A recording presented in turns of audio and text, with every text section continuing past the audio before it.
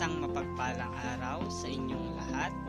Ngayon ating tatalakayin ang isa sa gramatika at istruktura ng wikang Pilipino, ang semantika.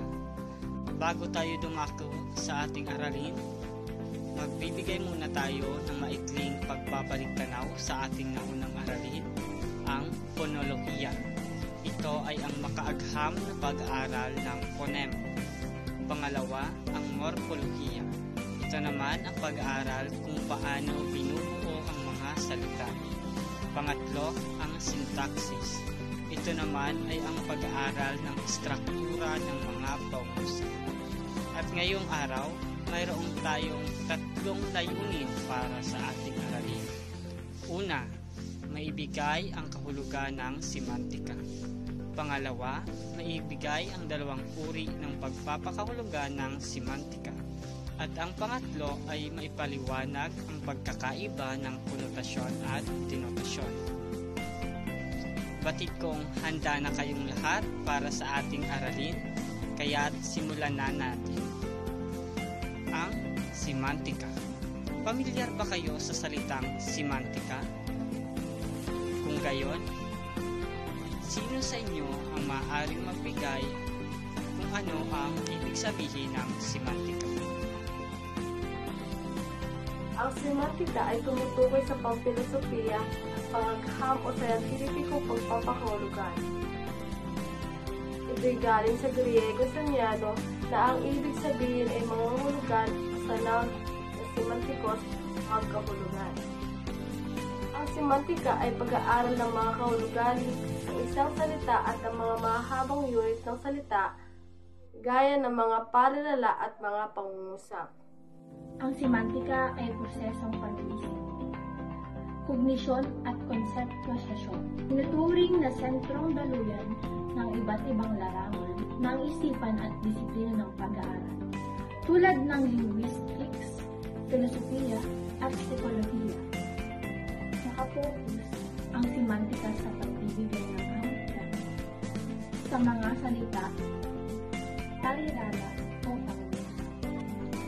Ito ay magtataglay o nagpapahiwatig ng neutral o objektibong kahulugan ng mga termino o sa literal na pagpapakahulugan at salita.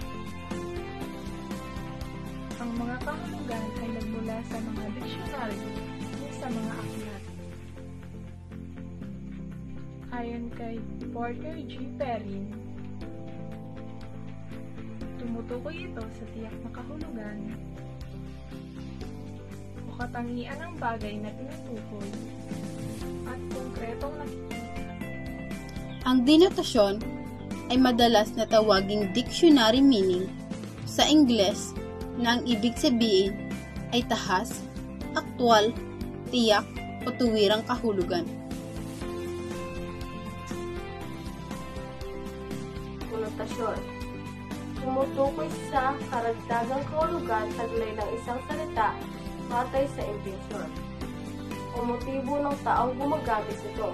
Ito rin ang kahulugang ibinibigay sa mga salita, parirala o pangusap na hindi tuwirang sinasaan. Pagputi ng uwak. Denotasyon, pumuti ang uwak.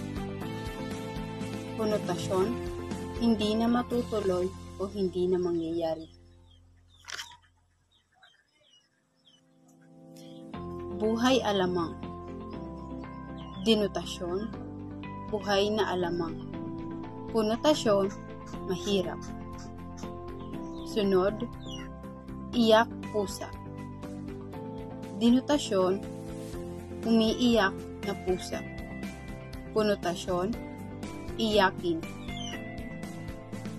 At ang panghuli, nagpantay ang paa. Denotasyon, pantay na ang paa. Konotasyon, patay na. Tandaan, mahalaga ang semantika dahil dito malalaman ang kahulugan ng bawat salitang binibitawan ng ating kausap. Nakasisira ng komunikasyon ang hindi maayos na paggamit ng intonasyon ng isang pahayag. may pagkakataon na ibang mensahe ang natatanggap ng ating kausap at nag-iiba ang interpretasyon ng mga ito. Yun lamang po. At maraming salamat. At ngayon nga, dito nagtatapos ang ating aralin sa araw na ito. Batid kong marami kayong natutunan tungkol sa ating tinalakay. At ngayon, pansamantala muna akong magpapaalam na hanggang sa muli at maraming salamat.